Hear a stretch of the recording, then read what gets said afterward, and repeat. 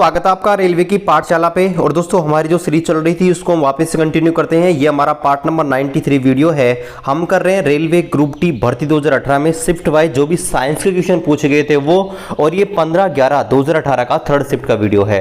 अब दोस्तों यहाँ पर बहुत जल्दी मैथ की सीरीज है वो यहाँ पर शुरू हो जाएगी। अनिल सर की तबीयत थोड़ी सी खराब है तो 2-4 दिन आप वेट कर लीजिए। आपको डेली है जो मैथ्स का प्रीवियस वीडियो है वो मिल जाएगा शिफ्ट वाइज। और आपको पता है ये गाइज ये ओरिजिनल पेपर है, ठीक है, तो आप टेंशन मत लीजिए। आप इनको मिलाकर किसी भी आपके जो भी मार्केट में बुक अवेलेबल है ना, उनसे आप मिलाकर देख लीजिए। ये ऑफिशियल पेपर है ना। और आपको पता है ये टाइपिंग मैं खुद करता हूं हिंदी और इंग्लिश में आपके लिए, क्योंकि आपको पता है ऐसी कोई बुक नहीं है जो आपको हिंदी इंग्लिश दोनों में एक साथ प्रोवाइड करे। तो गाइज यार वीडियो में बहुत मेहनत लगती है, एक पीडीएफ बनाने में 2 से 3 घंटे लग जाते हैं। तो गाइज आप इस चैनल पर नए हैं सब्सक्राइब कर दीजिएगा और अपने दोस्तों के साथ वीडियो को शेयर कर दीजिएगा। चलिए शुरू करते हैं आज के इस वीडियो को। पहला जो क्वेश्चन है वो ये है कि विभिन्न प्रकार के संग्राहक जो होते हैं उनमें उनकी दक्षता तापमान के साथ किस प्रकार बदलती है। अब देखिए संग्राहक का मतलब क्या होता है। देखिए संग्राहक का मतलब होता है कि आप जानते हैं कि सौर ऊर्जा होती है ना, उससे हम विद्युत ऊर्जा बना सकते हैं। तो होता है क्या कि अलग अलग प्रकार के सौर पैनल लगाए जाते हैं। अब आपसे पूछे कि उनकी जो दक्षता है, दक्षता का मतलब उनकी जो एफिशिएंसी है, भाई जब सूर्य उनके ऊपर गिरेगा तो कितनी विद्युत ऊर्जा वो बना कर देंगे। तो वो विद्युत ऊर्जा है वो डिपेंड किस पर, जो तापमान है तापमान पर किस प्रकार डिपेंड करती है। तो सीधी सी बात है, आप जानते हैं कि जितना ज्यादा तापमान उनको मिलेगा ना उतनी अधिक विद्युत धारा उत्पन्न होगी, सीधी सी बात है। तो यहां पर यह पूछा गया है कि आपका जो संग्राहक है उनकी दक्षता तापमान के साथ किस प्रकार बदलती है। तो तापमान के बढ़ने से बढ़ती है, ये ऑप्शन सही हो जाएगा कि भाई तापमान बढ़ेगा तो बढ़ जाएगी और तापमान घटेगा तो घट जाएगी। तो यहां पर क्वेश्चन में थोड़ा सा मैं सही कर लेता हूं कि यहां पर ऐसा पूछा गया कि तापमान बढ़ने के साथ किस प्रकार से बदलती है, ठीक है, ये क्वेश्चन होता तो यहां पर आ जाएगा तापमान बढ़ने के साथ साथ बढ़ती। इसको मैं थोड़ा सा सही कर लेता हूं ना। ओके तो अब मैंने इसको सही कर दिया है कि तापमान बढ़ने के साथ साथ किस प्रकार से बदलती है। तो तापमान बढ़ेगा तो आपकी जो एफिशिएंसी वो भी क्या होगी, इंक्रीज होगी। Option number first. अगला क्वेश्चन देखते हैं। अगला जो क्वेश्चन है वो ये है कि यकृत जो होता है, लीवर जो होता है, हमारे शरीर के कौन से तंत्र का हिस्सा होता है। आपको पता है हमारे शरीर में बहुत सारे तंत्र पाए जाते हैं, है ना, पाचन तंत्र, श्वसन तंत्र, उत्सर्जन तंत्र, है ना आपका। तो उनमें से आपका जो यकृत होता है, लीवर होता है, वो बिलोंग करता है आपका जो डाइजेस्टिव सिस्टम होता है, डाइजेस्टिव सिस्टम यानी कि पाचन तंत्र, उसका हिस्सा होता है। और डाइजेस्टिव सिस्टम पहले ही पढ़ चुके हैं। अगला जो क्वेश्चन है वो ये कि एक तरंग के गर्त की जो गहराई है उसको क्या कहा जाता है। अब देखिए मैं आपको बता दूं, मैंने आपको ध्वनि वाला चैप्टर पढ़ाया था, तब आपको बताया था कि आपकी जो अनुदैर्घ्य तरंग होती है ना वो ऐसे ऐसे ऐसे, एक बार मैं इसको थोड़ा सही बनाता हूं। देखिए अनुदैर्घ्य तरंग होती है ना वो आपके इस प्रकार से आती है, ठीक है। तो यहां पर देखिए ये जो ऊपर वाला होता है इसको बोलते हैं इसका सरंग, नीचे वाला उसको बोलते हैं गर्त। तो ये पूछा है कि ये जो हाइट होती है, मान लीजिए यहां से लेकर ये दूरी या यहां से लेकर ये दूरी, इसको क्या बोलते हैं ये। तो गाइज इसको बोलते हैं इसका आयाम यानी कि एम्पलीट्यूड। क्या बोलते हैं इसको, इसका आयाम बोलते हैं, है ना। यहां से लेकर ये जो दूरी होती है ये, ठीक है, या यहां से लेकर कहीं से काउंट कर लीजिए, ये नीचे से लेकर यहां तक ये जो दूरी, इसको बोलते हैं इसका आयाम यानी कि डायमेंशन, या हाँ इसको डायमेंशन बोलते हैं, इसका आयाम, ठीक है। एम्पलीट्यूड आपका परिमाण होता है, ठीक है। ओके अगला जो क्वेश्चन है वो ये कि निम्नलिखित में से कौन सा स्टेटमेंट है आपका सत्य है। पहला कथन आपको दे रखा है कि एक अम्ल जो पूरी तरह से जल में आयनित हो जाता है वह H+ आयन अधिक मात्रा में उत्पादित करता है। बिल्कुल सही है कि ऐसा अम्ल जो आपके जल में पूरी तरह आयनित हो जाता है वो आपके अधिक मात्रा में H+ आयन देता है, जैसे कि HCl है, HNO3 है ना, और आपका H2SO4 है, ठीक है। ये इसका एग्जाम्पल है।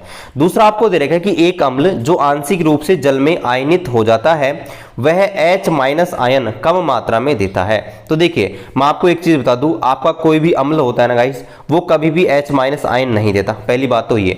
और यहां पर आपको बोला है कि H- आयन कम मात्रा में उत्पादित करता है। ऐसा अम्ल जो आंशिक रूप से जल में वियोजित होता है ना, आंशिक रूप से जल में आयनित हो जाता है ना, वो कम मात्रा में H+ आयन देता है, ना कि कम मात्रा में H- आयन। तो सेकंड स्टेटमेंट है आपका गलत हो जाएगा, जबकि पहला स्टेटमेंट है आपका सत्य है। तो यहां पर आंसर आ जाएगा केवल पहला कथन सत्य है।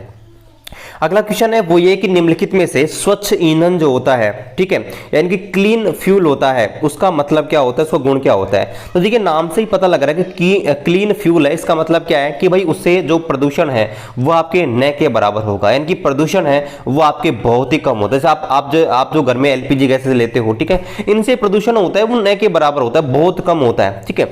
तो ऑप्शन नंबर फर्स्ट है इसका राइट आंसर आ जाएगा प्रदूषण मुक्त।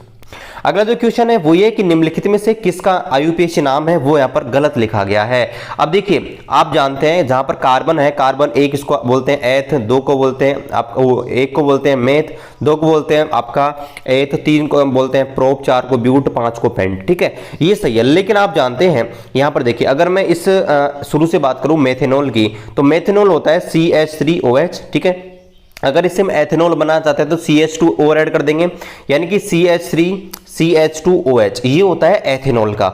लेकिन आप एथेनॉल को देखेंगे तो यहाँ पर C2H3 दे रखा है, जबकि देखिए C1 है, C2 दो C हो गए और 3 और 2 5 हाइड्रोजन होने चाहिए, यानी कि आपका एथेनॉल है इसका सूत्र होना चाहिए C2H5OH, लेकिन इसी का ही गलत लिखा गया है। तो ऑप्शन नंबर 4 है इसका राइट आंसर आ जाएगा।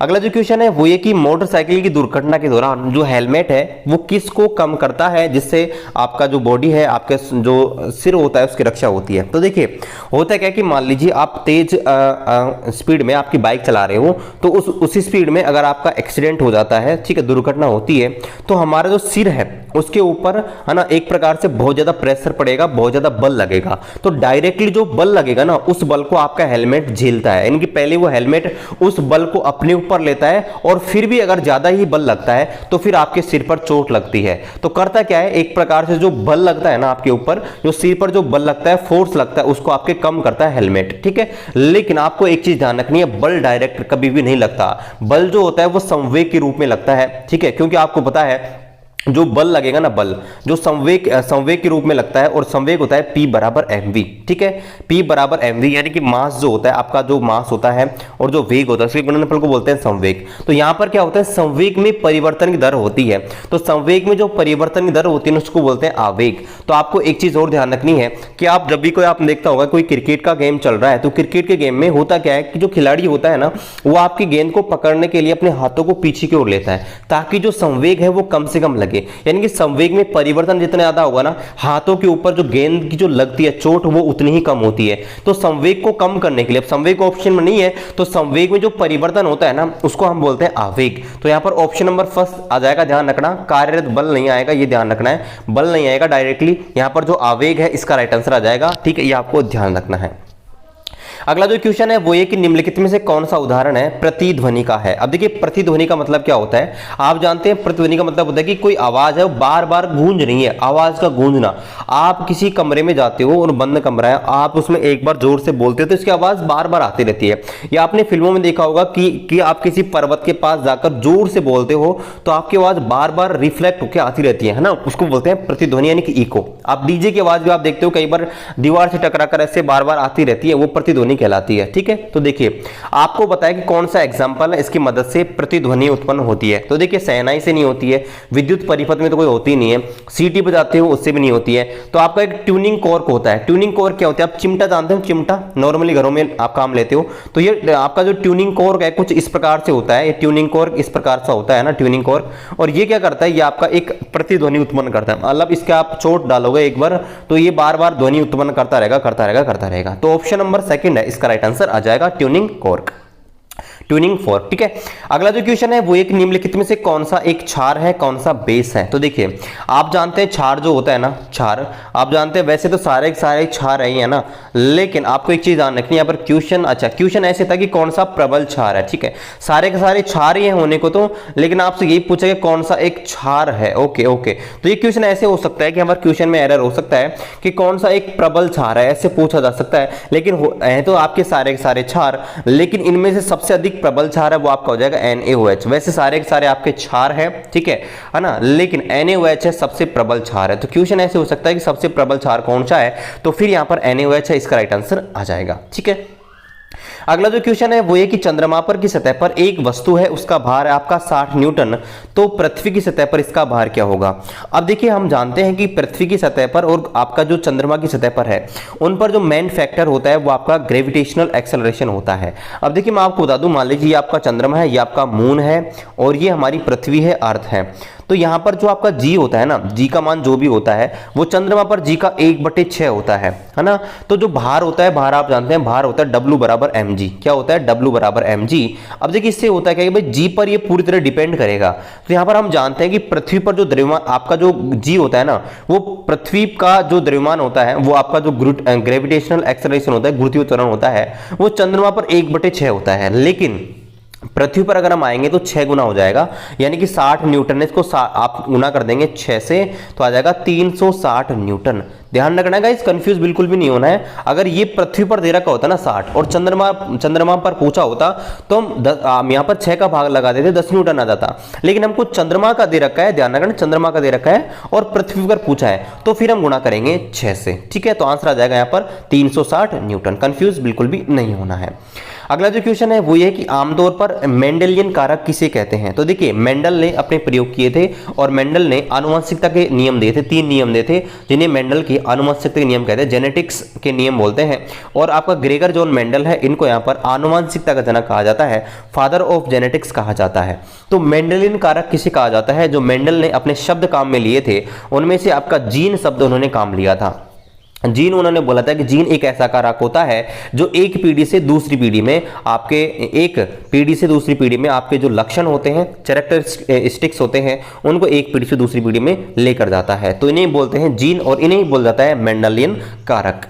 अगला जो क्वेश्चन है वो ये कि निम्नलिखित में से किस विकल्प की दिशा समान होती है।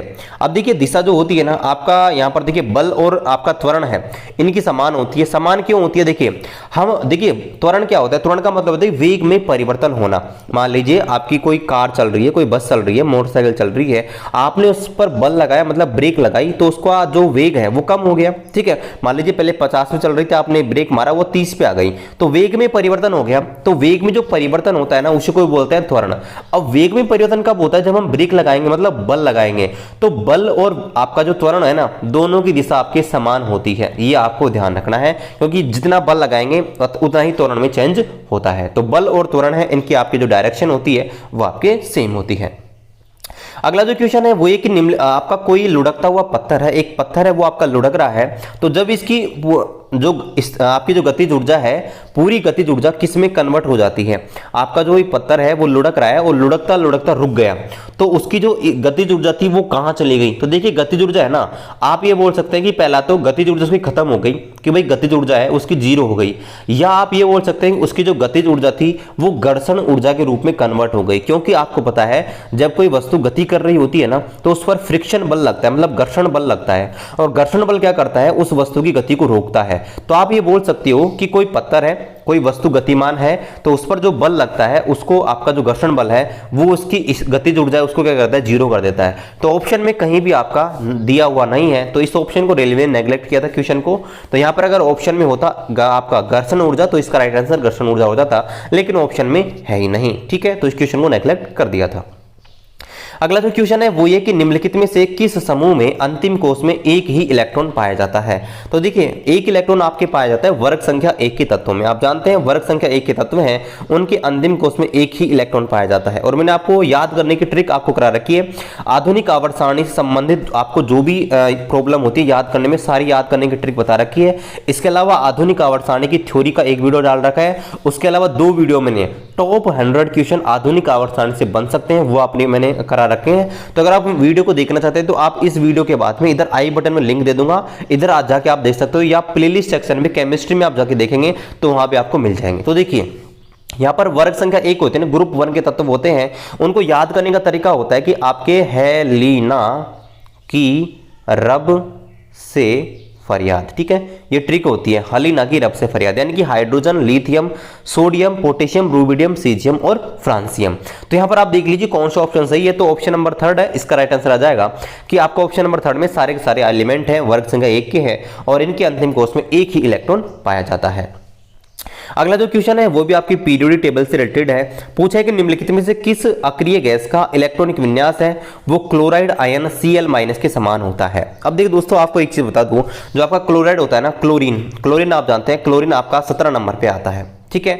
अब देखिए क्लोरीन जो 17 नंबर पे आता है, जब कोई भी तत्व एक इलेक्ट्रॉन ग्रहण करता है ना तो उसके ऊपर माइनस आवेश आ जाता है, और जब कोई तत्व आपके एक इलेक्ट्रॉन त्याग देता है उसके ऊपर प्लस आवेश आ जाता है। तो यहाँ पर क्लोरीन ने एक इलेक्ट्रॉन ग्रहण किया, Cl माइनस बना दिया, तो Cl माइनस जब बनाया तो इसके पास इलेक्ट्रॉन हो गए 18, यानी कि एक इलेक्ट्रॉन ग्रहण कर दिया। तो देखिए 18 नंबर पे आपके आता है आर्गन, तो आपको ध्यान रखना है 18 नंबर पे आता है आर्गन, तो ये आपके आर्गन है, इसके समान इसका इलेक्ट्रॉन विन्यास हो जाएगा। तो ऑप्शन नंबर 4 है इसका राइट आंसर आ जाएगा। अगला जो क्वेश्चन है वो ये है कि निम्नलिखित में से कौन सा कोशिकांग है, कोशिका का कौन सा हिस्सा है, ठीक है, वो केवल पशु कोशिकाओं में पाया जाता है, मतलब जो एनिमल सेल होते हैं उनके अंदर पाई जाती हैं। आपको पता है जो कोशिका होती है उसको मेन रूप से दो भागों में बांटा गया है, एक तो आपका प्लांट सेल और एक आपका एनिमल सेल। तो आपका जो सेंट्रोसोम होते हैं ना, सेंट्रोसोम तारक काय, वो आपके केवल जो आपका जो एनिमल सेल है उसके अंदर पाए जाते हैं। कि आपके सेंट्रोसोम होते हैं तारक काय, वो आपके केवल जो आपके जंतु कोशिका होती है या पादप, वो आपका जो पशु कोशिका या जंतु कोशिका होती है उनके अंदर आपके सेंट्रोसोम्स होते हैं, एक जोड़ी सेंट्रोसोम्स पाए जाते हैं, ये भी आपको ध्यान रखना है। अगला जो क्वेश्चन है वो ये कि निम्नलिखित में देखिए आधुनिक आवर्त सारणी से बहुत सारे क्वेश्चन इस शिफ्ट में पूछे गए हैं। अगला जो क्वेश्चन है वो ये है कि निम्नलिखित में से किस तत्व का इलेक्ट्रॉनिक विन्यास 2 8 8 1 होता है। अब दोस्तों इस क्वेश्चन को करने के बहुत सारे तरीके हैं। पहला तरीका तो ये है कि आप जो इनके जो परमाणु क्रमांक है वो याद कर लीजिए। अब देखिए आप ऐड कर दीजिए 2 8 8 प्लस 1 कितने हो गए, 2 8 10 18 19। तो आप देख लीजिए 19 नंबर पे कौन सा आता है। एक तरीका तो ये है कि भाई 19 नंबर पे कौन सा, तो 19 नंबर पे आप कहता है पोटेशियम। दूसरा तरीका ये है कि हम जानते हैं वर्ग संख्या 1 होती है ना, वर्ग संख्या 1 उसके तत्व होते हैं वो आपके आते हैं इस प्रकार से, H आपका है, ली, ना, की, रब से फरियाद, ठीक है। अब इनके अंतिम कोष में एक इलेक्ट्रॉन होता है, देखिए लास्ट में अंतिम एक इलेक्ट्रॉन है। अब कक्षा देख लीजिए, कक्षा देखिए 1 2 3 4 यानी कि चौथी कक्षा है, तो 1 2 3 4 तो आपका पोटेशियम है, ऑप्शन नंबर 2 है इसका राइट आंसर आ जाएगा। अगला जो क्वेश्चन है वो ये कि एक मोल होती है उसमें कितने संख्या उपस्थित होती है, मतलब एक जो मोल होती है वो किसके बराबर होती है। तो आप जानते हैं एक जो मोल होती है उसमें 6.022 10 की पावर 23 आपके परमाणु एटम्स मौजूद होते हैं, यानी कि एक मोल होती है उसमें 6.022 10 की पावर 23 आपके नंबर्स मौजूद होते हैं, ये आपको पूछा गया था।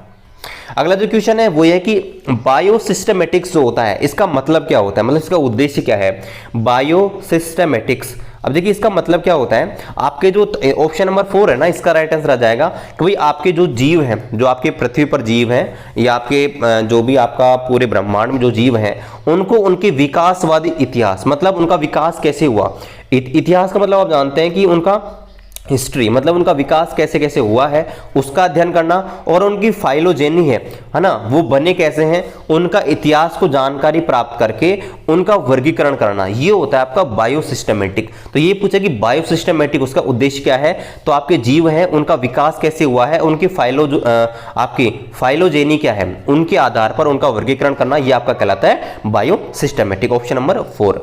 अगला जो क्वेश्चन है वो ये कि निम्नलिखित में से कौन सा जीव अचल होता है और आपका एक ठोस सपोर्ट से नीचे जुड़ा हुआ होता है। तो देखिए आपका जो साइकोन है ना, साइकन, ये आपका क्या होता है, आपका एक जीव होता है। अचल का मतलब होता है कि ये आपका गति नहीं कर सकता, है ना।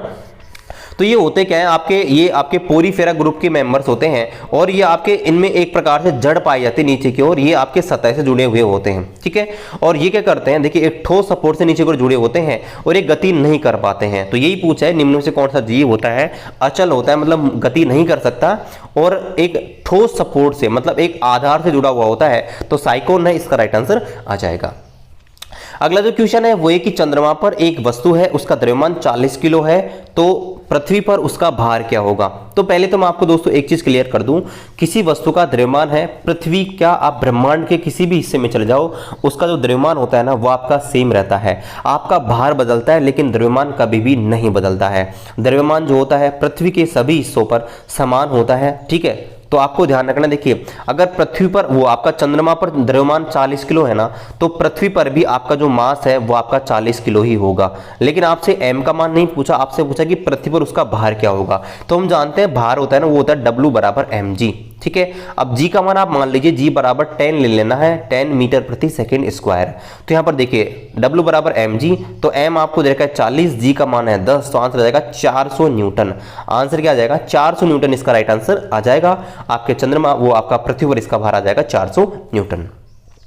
अगला जो क्वेश्चन है वो ये है कि किसको अलग करने पर ऊर्जा आपके अवशोषित होगी। अब देखिए दोस्तों, पहले तो मैं आपको बता दूं ऊर्जा अवशोषित होने का मतलब क्या होता है। मतलब कि जब आपके कोई तत्व है, देखिए ऊर्जा अवशोषित कब होती है। देखिए दो प्रकार की अभिक्रिया आपने पढ़ी होंगी, एक तो होती है आयनन ऊर्जा, एक होती है इलेक्ट्रॉन लब्धि एंथैल्पी। तो आयनन ऊर्जा क्या होती है, कोई भी आपका उदासीन परमाणु है उसके कोष से, उसके अंतिम कोष से एक इलेक्ट्रॉन हम निकालना चाहते हैं, ठीक है, एक इलेक्ट्रॉन हम निकालना चाहते हैं, तो उसके लिए हमें जो ऊर्जा देनी पड़ती है ना, उसको हमको ऊर्जा देनी पड़ती है, उसे बोलते हैं उसकी आयनन ऊर्जा, ठीक है।